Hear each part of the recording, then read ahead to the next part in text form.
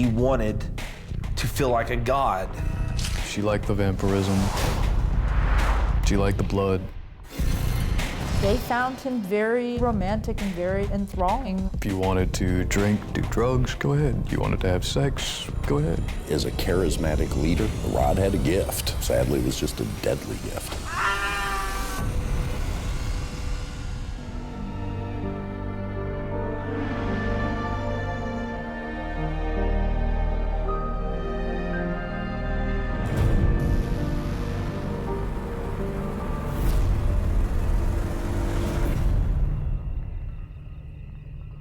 3 days before Thanksgiving in Eustis, Florida, 17-year-old Jennifer Wendorf returns home late after a night out. Jennifer comes home about 10:30. She sees her dad's feet on the couch. She thinks Dad's just fallen asleep on the couch. She's supposed to be home by 10:15. So if she's late, she's breaking curfew. So she goes in to use the phone and call her boyfriend. But she notices the phone jerked out of the wall. Mom? So she comes back to the kitchen.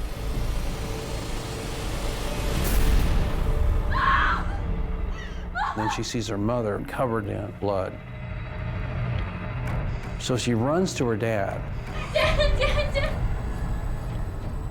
And she's screaming. She sees her dad in a pool of blood. Then she realizes her dad is dead too. Jennifer finds a phone that's working and calls 911. My parents are dead. My parents are dead.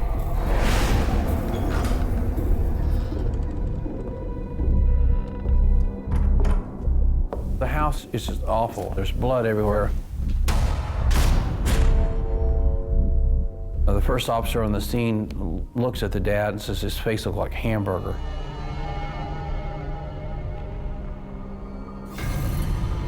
There's blood spatter on the walls and the ceiling. This is not an ordinary crime.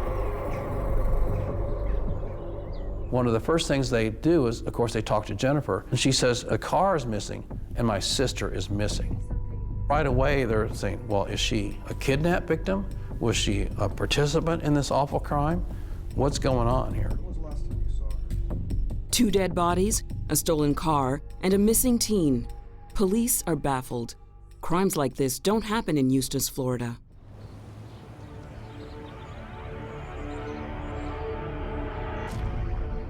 Eustis was kind of the quintessential small town America. Everybody knew everybody. Everybody knew everybody's kids. You enjoyed the feel that you didn't have to lock the doors. You didn't think about crime. The Wendorfs seemed to be a very normal family. The mom volunteered at the school. The dad had a good job. Jennifer was a cheerleader and very popular in the school. In contrast, her 14-year-old sister Heather is moody and rebellious. Heather was much more introspective, much more into the arts. She wasn't a cheerleader. She wanted to be her own person. It isn't just her attitude that upsets Mr. and Mrs. Wendorf. It's the company their daughter is keeping. 15-year-old Rod Ferrell is the town rebel. Rod Ferrell was, the consummate bad boy.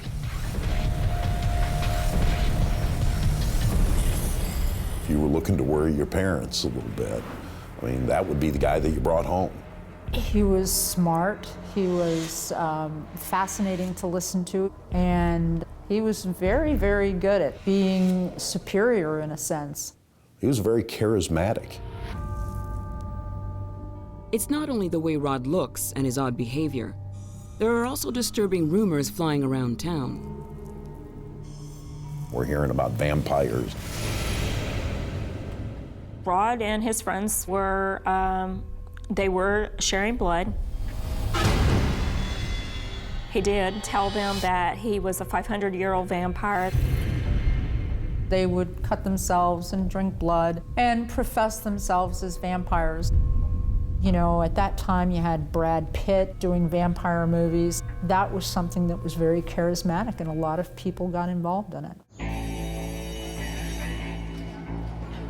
Heather met Rod, and the two became good friends.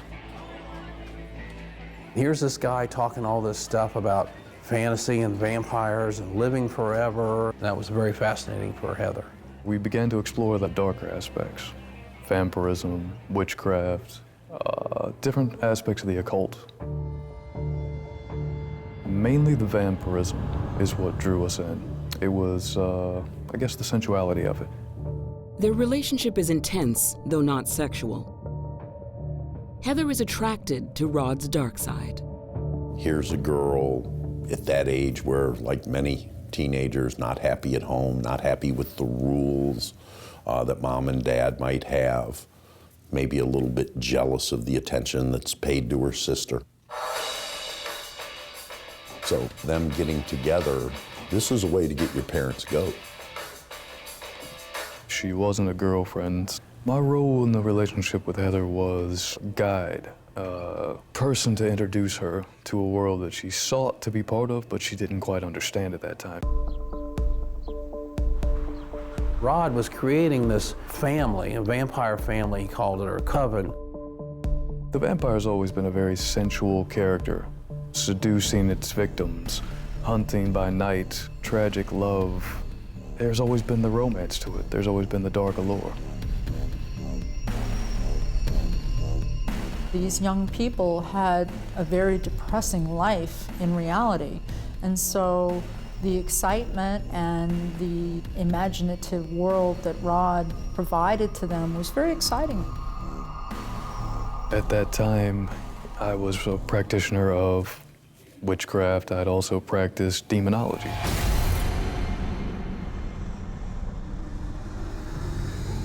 I'd taken Visago as my patron demon at that time. He being one of the 9 crown princes of hell and having legions under him. In demonology, taking a patron demon, you basically, literally the same way Catholics would take a patron saint.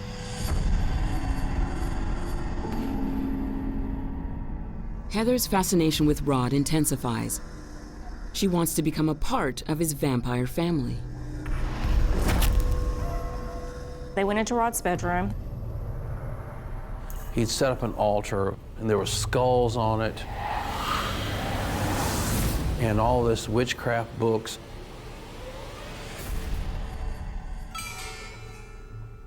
To bring Heather into the vampiric way of life, she willingly offered her blood to me. When you do an embrace, you are perceived to be the child of the person that performed the ritual on you. So by doing the ritual with Heather, it made her a daughter to me, a blood daughter. She nearly passed out that night from how much blood I had taken from her. Rod's mother is suspicious about what Rod and Heather are getting up to. They were cutting, and they were drinking blood. And so I totally freaked out. What the hell do you think you're doing? The cuts were so deep. He was bleeding very profusely. I screamed at him and told him, "Get out of my house." Blood was rushing down his arm. It was very frightening. He just went kind of crazy with it. Things got really out of hand at that time. Sandra vows she will find a way to save her son.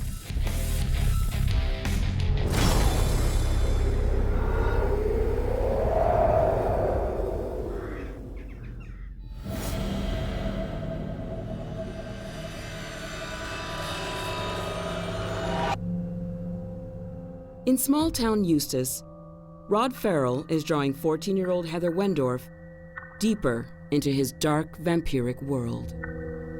Heather, she's withdrawn, she's depressed, she's doing some self-mutilations and drinking blood. I don't know how it went beyond just kind of a passing fancy. to something that really kind of controlled her life.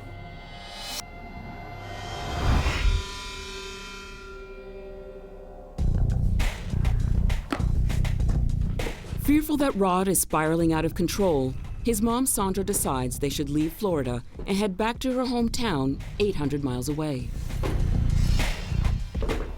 My mother's side of the family all live in Murray, Kentucky, and we decided to go back, and that it would benefit everybody to go back to Kentucky. Rod was furious. He didn't want to leave his friends in Eustis. This was disrupting to his lifestyle. Rod is upset, but Heather is devastated that he's leaving town. She's obsessed with him. Heather was saying, you can't imagine how I felt so close to Rod, how his life was all around me. Sandra takes her wayward son back to her family home. Murray, Kentucky, it is a small town, and if it wasn't for the university, it would pretty much be like Eustis. Murray, Kentucky has always been a very rural, rustic type of environment. It's home to the Boy Scout Museum, church steeples everywhere. It was such that it was almost like a black hole that would suck people into it. But Murray, Kentucky is also a college town, so I understood there was also a scene underneath this homey, rustic type of facade. The scene that Rod is seeking is other vampires, and he soon discovers a rival cult in town. The cult is led by a guy named Jaden. That's his vampire name. His real name is Stephen Murphy. Jaden Murphy saw himself as a vampire sire. I love the darkness. I've always had a kinship to the night. I crave blood. I drink it. I am a vampire. I'd been told that Stephen Murphy was in charge of the vampires. Lots of people had constantly tried to get us to clash and fight, saying that Rod's a vampire. And that's why he'd sought me out originally. Stephen wanted to know if he had competition in town. We met outside of Murray. He was very much similar to myself. Reclusive, wore the black trench coat, thought that most people around us were just mindless cattle. We clicked instantly. Stephen tried to take me under his wing. He saw that I was very much dedicated to living this lifestyle. I told him basically what I was about, and offered that to him if he would be willing to join my house and follow the laws. And he accepted, and we cut one another and fed from one another. There is something in blood. It's what gives us life and keeps us alive, and it can cause you to spiral out of control. I've seen it happen a few times with people. Bloodletting is very addictive. Jaden truly believed that I was under his thumb, which I found amusing. It worked for my purposes at that time. Back in Eustis, Florida, Heather talks daily with Rod over the phone. Heather had maintained communications with Rod, and they used to talk on the phone for hours and hours and hours. We obtained phone records that showed conversations that would last 9-10 hours at a time. The 800-mile separation doesn't diminish Rod's control over Heather. Rod called so many times to her that we lost our phone. I couldn't even pay the bill. It was over $1,000 for 1 month. She wished Rod would come back, and she would complain about how she hated her home. She hates her home. She hates her parents. She tells Rod that she wishes they were dead. Heather missed Rod, and Rod would promise sometimes to come down to Florida and get her. They were just going to escape from the humdrum of parents telling you have to clean your room, you have no money, life is rough, you can't find work. They were just gonna take a break.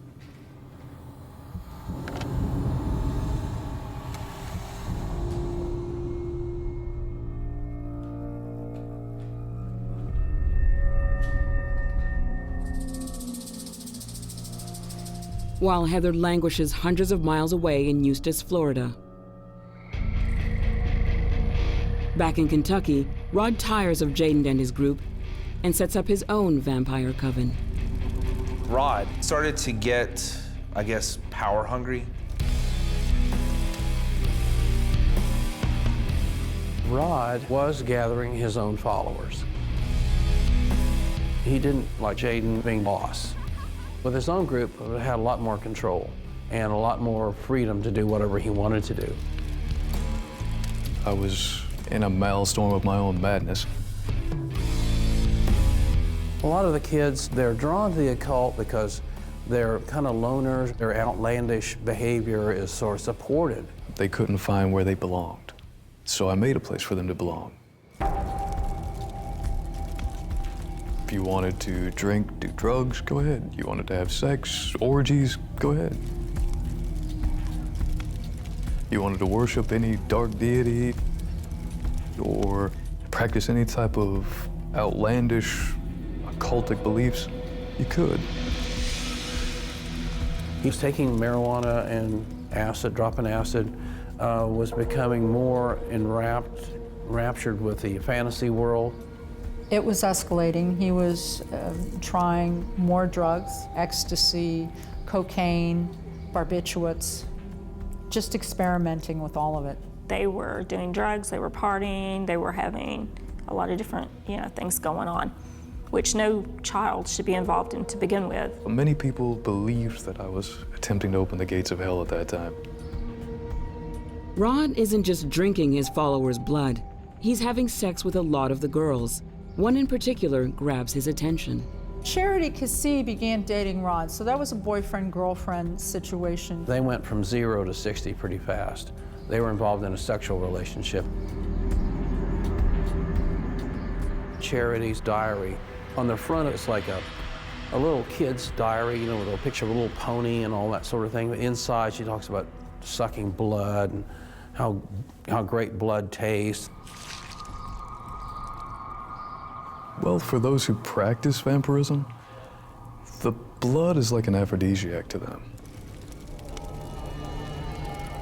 As we grew closer, I allowed her to know more of what I was doing, and she seemed to take to it. She seemed to embrace the concept of it. She liked the vampirism.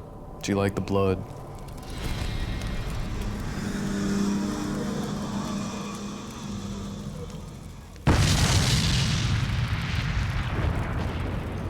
The mindless automaton follower, that's what he was looking for.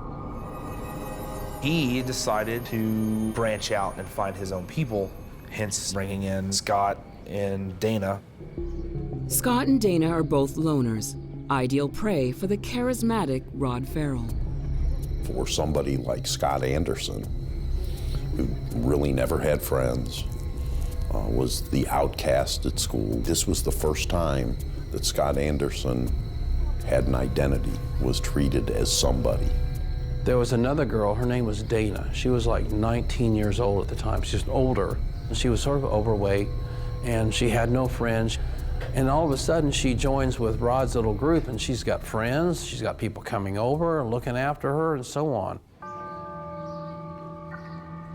Although he wasn't the smartest person in the room, he let people think he was, and he was a talker. I don't think it was an accident that he ended up drawing people in that were probably of a lesser intellect than him. As a charismatic leader, almost cult-like, Rod had a gift.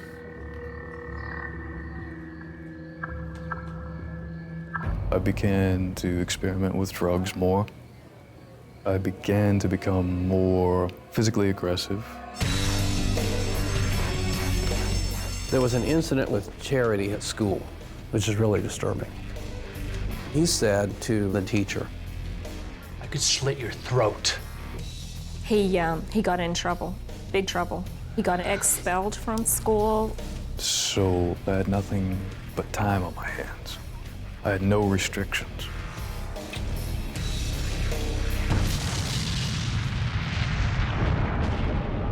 Rod and Jaden are on a collision course. He had heard that I was going to assault his mate at that time, girlfriend. Rod told Jaden's girlfriend, I'd like to, basically gut you and spread your guts all over the house. Put your head on a bedpost so that when Jaden comes home, he'll find you like that. And of course, that just infuriated Jaden. He grabbed me by the throat, slammed me into the wall. If it happened like this again, and I'll kill you.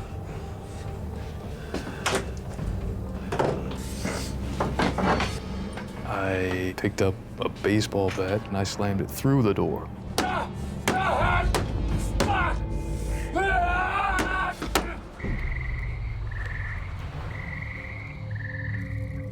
He started becoming more obsessed with violence and killing. I believed that I had bloodlust at that time. He wanted that surge of dominance over other living creatures. He wanted to feel like a god. For the most part, Rod's strange antics stay under the authorities' radar. All that changes when a heinous crime is committed at a local animal shelter. Somebody broke into an animal shelter and injured and mutilated a bunch of dogs.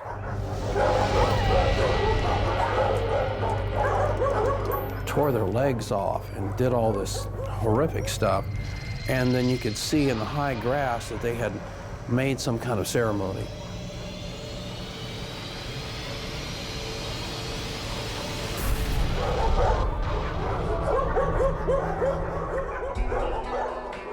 Police suspect Rod Ferrell and his vampire followers. The authorities are coming down on him now. So now the pressure's on. Rod was feeling like he needed to get out of town. He needed to leave Murray. Before leaving, he calls his friend and disciple back in Florida, Heather Wendorf. They talked about their shared vision of the vampire world, and having this vampire family, and how they were all gonna go off somewhere. Heather was saying she was in trouble. She was like, her parents were hurting her. Of course, they weren't doing anything physically to her. She was just feeling confined and rebellious. Rod devises an exciting plan. He'll drive down to Florida and pick her up, and together they'll head to New Orleans. Rod was trying to save the damsel in distress. He decides to take his 3 most loyal followers with him, including girlfriend Charity. He loads Scott's little car with Charity, with Scott, and Dana Cooper, and they all come down to Florida.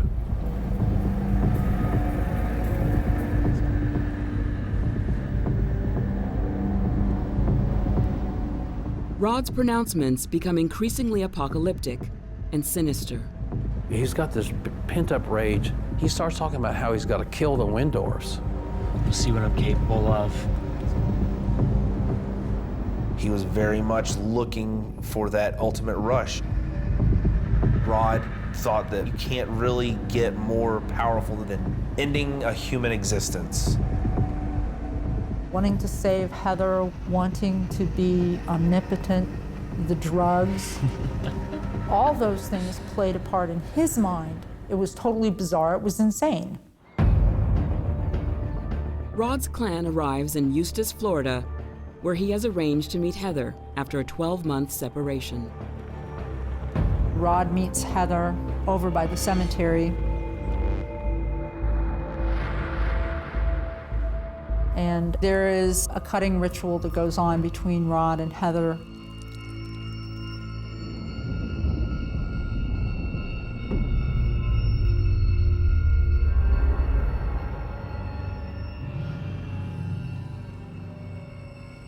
And they decide to meet up later at her house.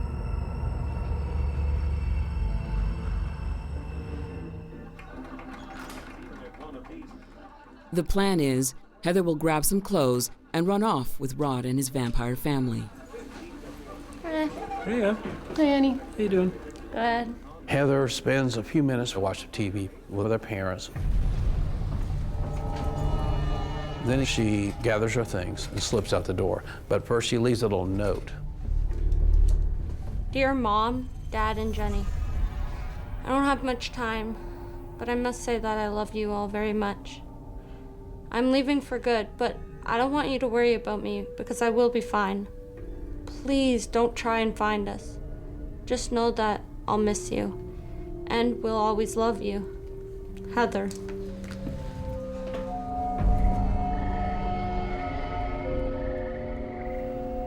Rod has arranged to meet Heather 1/4 mile from her house.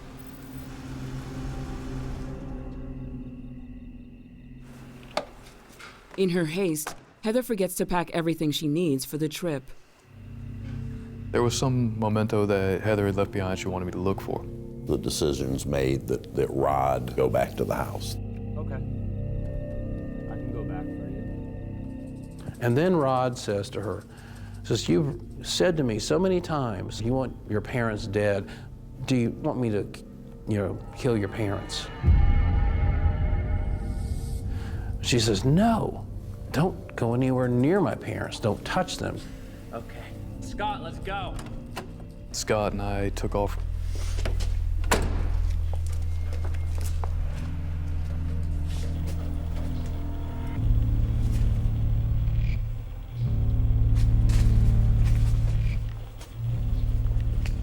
We tried the garage door, and it was unlocked. So looking through the garage, I chose upon a crowbar.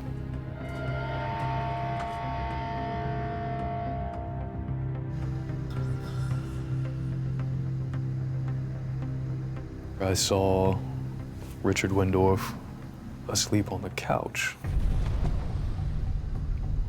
We traveled in to the back bedrooms as swiftly as we could.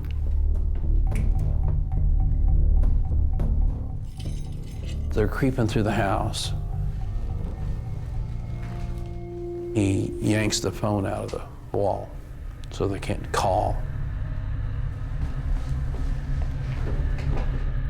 We came back out into the living room area proper where Richard was asleep.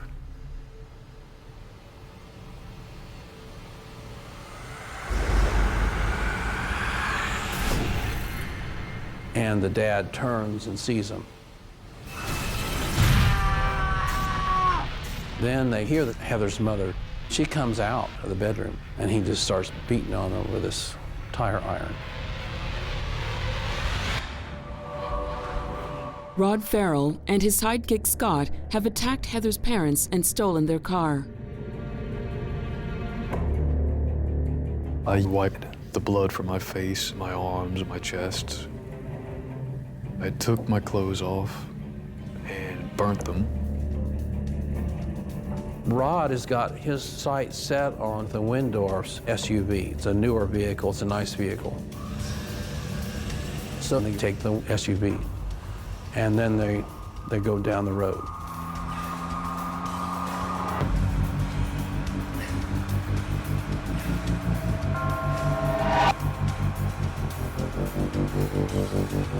Ignorant of what has happened, Heather and the rest of the vampire clan wait for him. Flash your eye beams. Heather sees her dad's SUV. Her first reaction is, my parents are looking for me. Rod signals for Heather, Charity, and Dana to follow in the other car. Heather realizes Scott and Rod in the car. Then she's saying out loud, she says, well, how did they get the car? How'd they get the car? I don't understand. Wait, how did they get the car?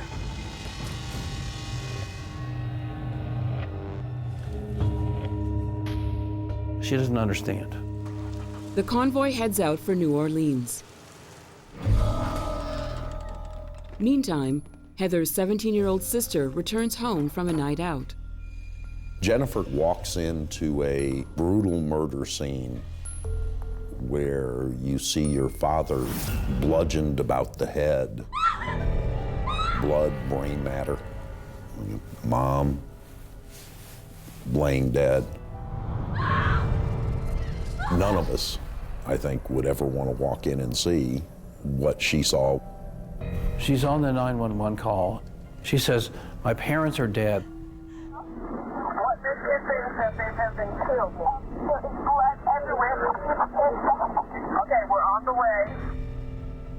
They're trying to calm her down and stay on the line. An officer's coming your way. And the officer goes in. He's got his handgun out. He's checking the rooms to make sure there's nobody inside. My dad's car is missing. The Eustis Police Department think it must be some kind of home invasion type of robbery. We got 2 people dead brutally. And my God, you know, where in the world is Heather? While the police question Jennifer for leads, her sister Heather is in a car with Charity and Dana. Following Rod and Scott in her parents' stolen SUV. Heather has no idea her mom and dad lie dead in their living room.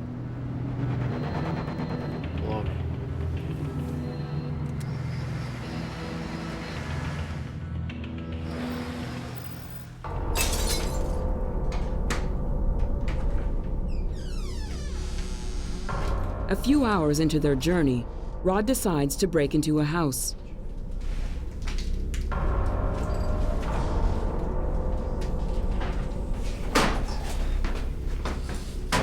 Rod burglarizes a house and steals a shotgun.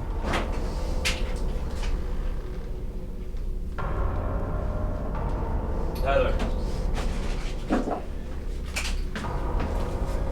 And he took Heather aside and explained to her in great detail what had happened, how it all evolved, how he killed her parents.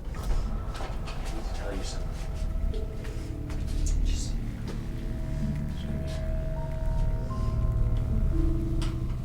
I was like, I'm your parent now. Heather was terrified.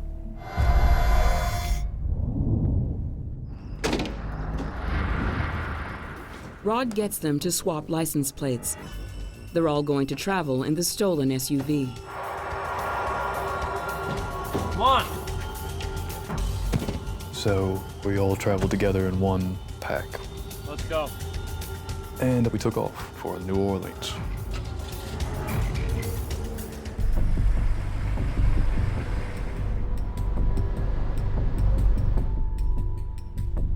They kept that tire iron in the car, under the seat, near where she sat. I think it's kind of an intimidation thing.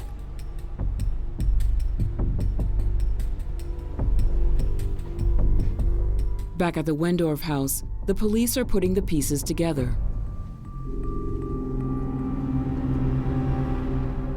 Everyone get along at home? Jennifer's telling them a little bit about Rod. She's got this friend, his name is Rod, and he's into kind of the vampire stuff. And then they're really getting alarmed now. The police now suspect Rod Ferrell of the murders, based on Jennifer's information. And then they're making calls up to Kentucky, to the police up there to find out what they're dealing with. And one of the police officers up there says, "You got a really wild bunch on the loose now."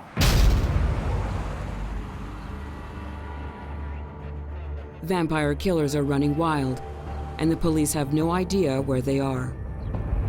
They put out a bolo, what they call a bolo. It's to be on the lookout for. The FBI was involved. They had police agencies all along the Gulf Coast that were involved. News is breaking of a double murder which took place in the Eustis area last night. Details are sketchy, but we believe the police are seeking a group of teenagers. We will give you more details as soon as we have them. Back in Murray, Kentucky, Rod's mother gets news of the murder of Heather's parents. They said Rod killed 2 people. It was total shock. There's no really emotions. There's nothing really that you can say as a parent, as a mother, when you hear that kind of news. Folks are worried that the teenagers are driving back to Kentucky to continue their bloodthirsty rampage. I mean, the cops were on high alert, thinking Rod was gonna come back and go on this mass killing spree. However, the fugitive teens aren't heading north, but west for New Orleans. Rod had that shotgun on his lap and said, if any cops try to arrest us, I'll blast them. He's killed already. He's going to kill some more.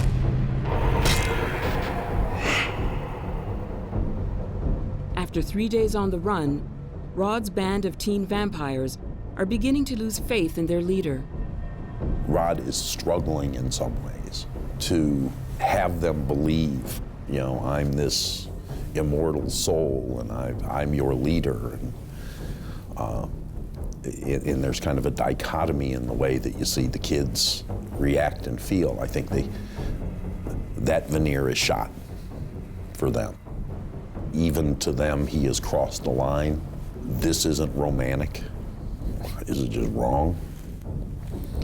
And we're scared and we're hungry and we're running. The reality didn't live up to the hype.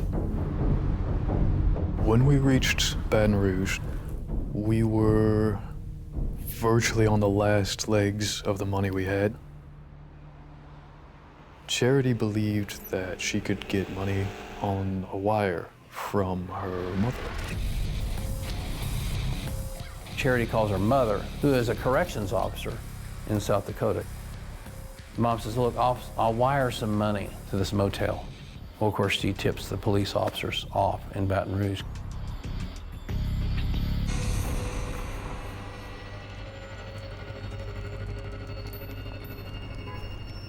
It was November 28th, 1996, when we received information off the double murder. The suspects had apparently been traced to our city, so we put the word out to all of our patrol people to be on the lookout.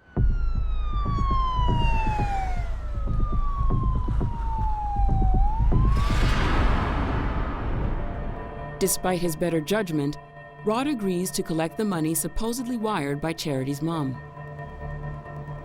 We had to go to some hotel of some sort to pick up the money.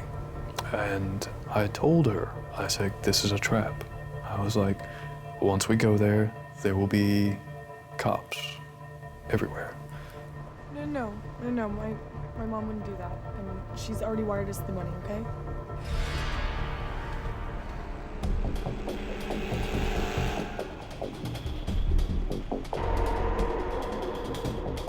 So we get to the hotel.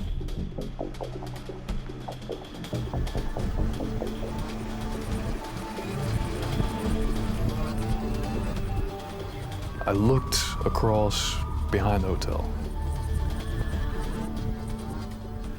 And I thought in that moment, I was like, I could leave right now. I could run. This is the last chance I have to run.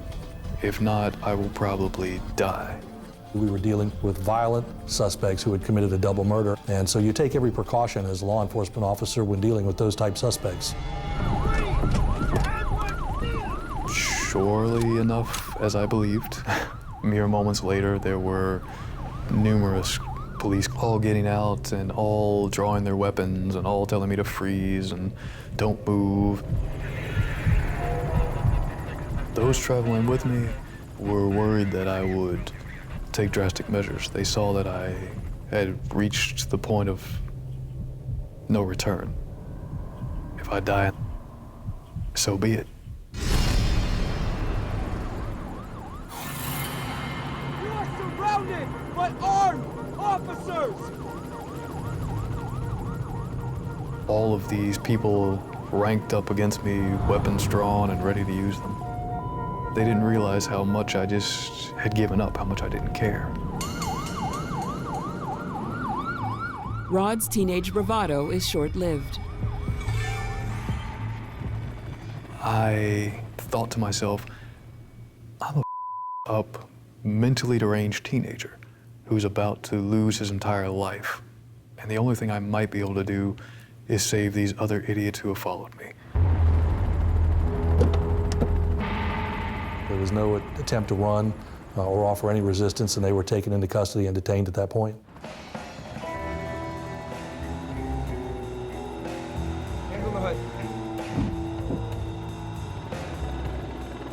I remember looking at them and thinking, they're not vampires and they're not even a cult. They're just a bunch of young kids trying to find their way. They've latched on to this guy, Rod Ferrell. The Wendorfs had lost their lives, and now all these kids had really thrown their lives away as well. Despite their arrest, Rod's followers are still under his spell. I think with all of them, there was something that none of us as lawyers had seen before. You know, you followed this guy, and he's gotten you here in the county jail. But there was still this aura of not wanting to hurt Rod.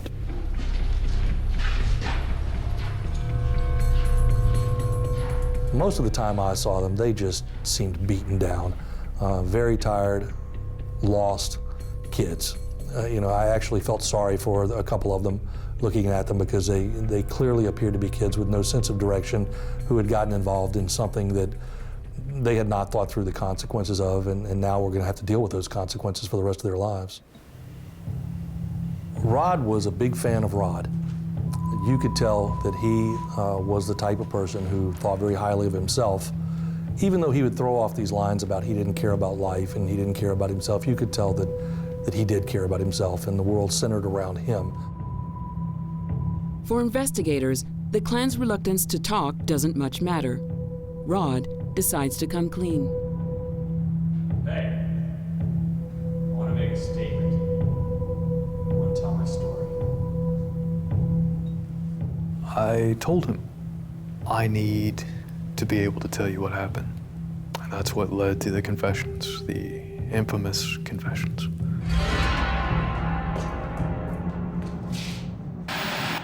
Heather's mother was in the shower, and her father was watching TV. And I lost it. It came in flashes.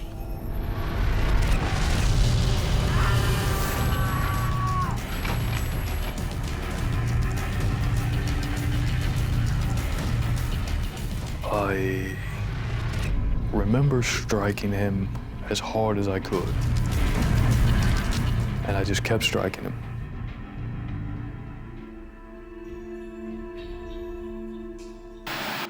I just boom, right across the temple of the head. It knocked him cold. Rod said, I got a rush out of it. I got a rush out of killing him. The next thing I remember is Scott staring at me with his eyes wide. He was in shock. Then they hear that Heather's mother, and she says, what are you doing here? What do you want? And again, I lost myself in that red haze.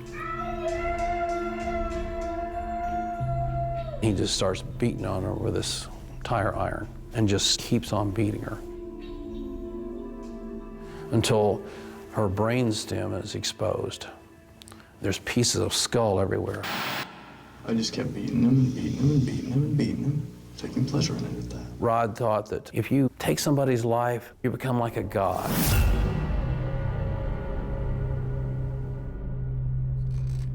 He just reveled in it. Armed with Rod's confession, the cops indict his followers. Under Florida law, complicity to commit murder is the same as committing murder. Dana Cooper, Charity Keesee, Scott Anderson, and Rod Ferrell were all charged with first-degree murder. Heather was appointed an attorney to represent her, and he actually took her in front of the grand jury.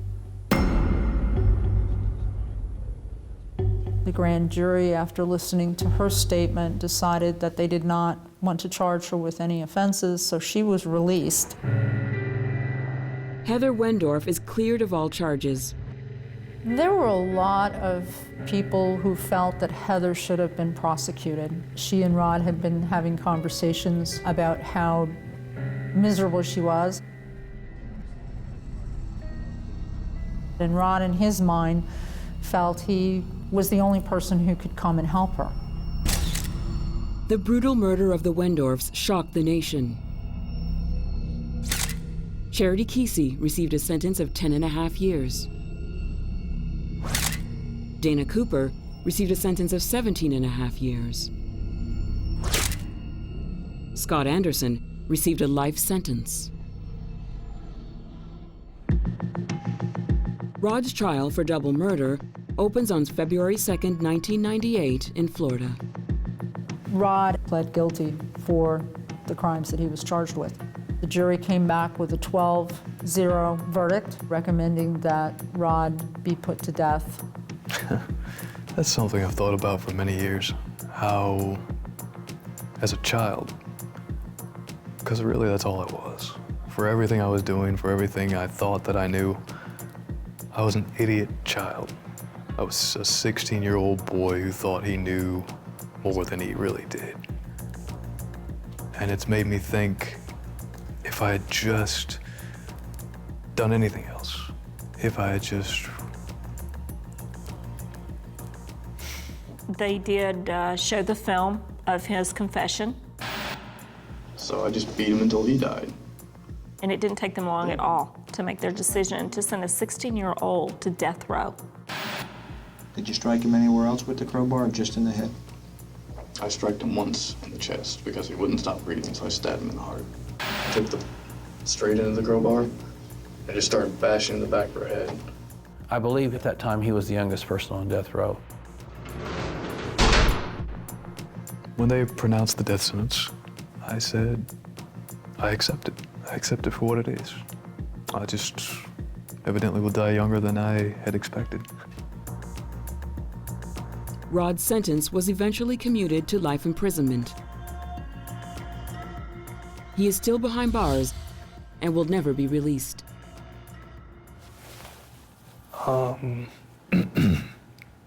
Anyway, that's what happened that night. It is a case that changed this community. It changed the way that we looked at each other. It changed the way that we looked at our kids. We lost our small town feel during that case.